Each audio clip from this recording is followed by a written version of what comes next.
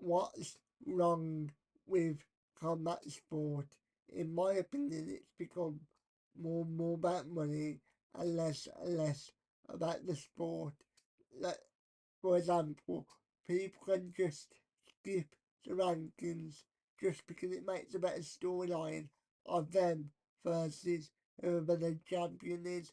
I understand if somebody's in sixth and the other five are injured or they can't fight for whatever reason, I understand in that case why you would have to give them why you would have to give them the title shot. But the fact is, people can just skip the line. It feels like just because it makes a better storyline. And don't even get me started on interim champions. There's so many champions. Like you have there's so many bodies in boxing. You have the WBO, the WBC, the WBA. Like there's so many bodies and there's so many belts. And and even in the UFC, there's so many interim champions that the belts don't mean anything. And speaking of interim champions, what is the point in having an interim champion when the original champion comes back and they fight? As soon as John Jones came back, they could have said to him, okay, you need to fight Aspinall, otherwise we're gonna strip you of the belt. But they didn't. They allowed they allowed Jones to fight Stipe, and with all due respect to Stipe, I, I think I think it's absolutely embarrassing. I think it's absolutely embarrassing that somebody can spend 3 years out of the cage, come come back and get a title shot straight away just because of their legacy. With all due respect to Steve Ray, it's not even about Steve Ray, it's about the principle as a whole. I don't think anybody should come back after 3 years and get a title shot straight away just because their former champion is Steve Ray a legend. Abs- Absolutely. But I still I just don't think it was right for Steve A to come back after 3 years at the cage and get a title shot when you have when you have Tom Aspinall sitting there as the interim champion. Another thing that really pisses me off is the way that these fights are promoted. Like they're promoted as the biggest fights of all time, but but you know they're gonna be 3 or 4. Like at the time of recording this, it's gonna be Usyk Fury 2, and there's already been rumours that there's gonna be a third fight. They haven't even had they haven't they haven't even had the second fight yet. Now obviously they're only rumours, but I would not be surprised if they already agreed a third fight and they have not even had the second one yet. And it feels like nowadays every every single big fight needs to have a trilogy. Otherwise, people won't get in the ring. Let's say if it, let's say if it, let's say if it's for the world title, yeah. It feels like nowadays everybody has to everybody has to have a rematch clause in the contract for them to get into the ring or for them to get into the cage. Well, to be fair, in the UFC, it's not as bad, but in boxing, it's terrible. As I say, people will not get into the ring unless there's a ring that clause in the contract. I've always thought if there's a rematch clause in the contract, they already think they're gonna lose. That like maybe that's a bit harsh, but that's what I always think.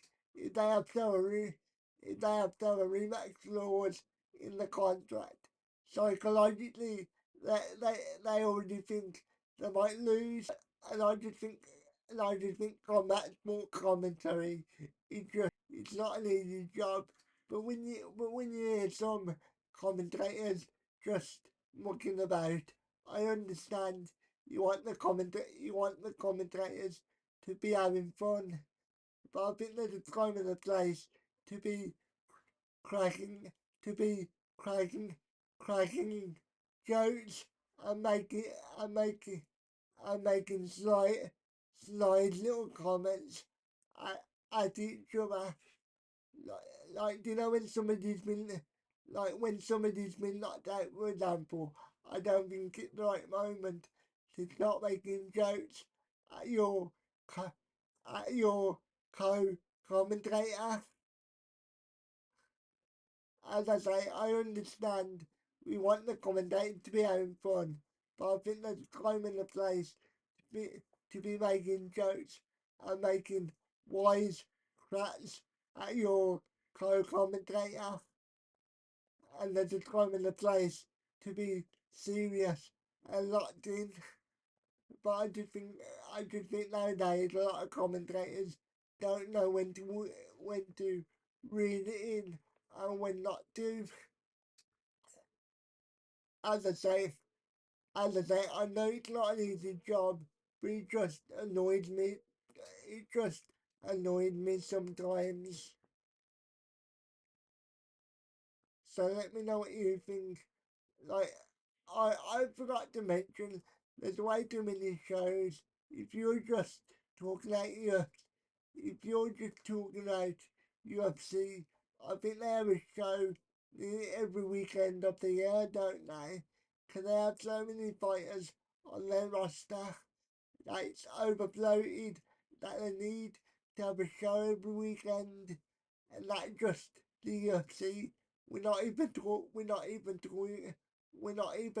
talking about PFL and one championship in boxing. But in in boxing, it's impossible to keep up with all of the shows because there's so many different shows from so many different promoters that it's impossible to keep up with them all. And to be honest, like the bit, some of the build up to these fights are just a joke. To be honest, you can tell when it's contrived, and I understand what they're doing. They're trying to use the pro wrestling formula, but some fighters can do it, and some fighters can't. And when a fighter can't do it, it's it's painfully obvious, and it just becomes cringe.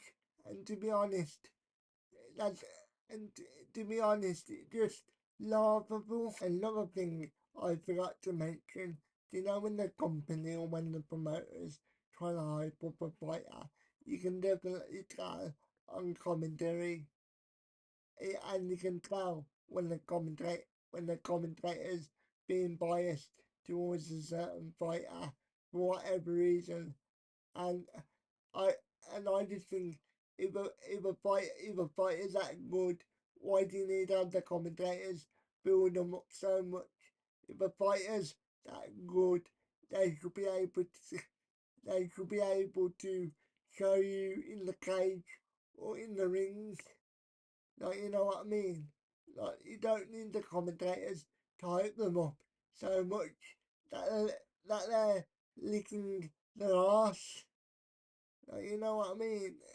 And it just feels like nowadays they just like to build up fighters so fast that it's painfully obvious what they're doing, and they just create hype trains in both boxing and in MMA or UFC in particular. Like you know what I mean?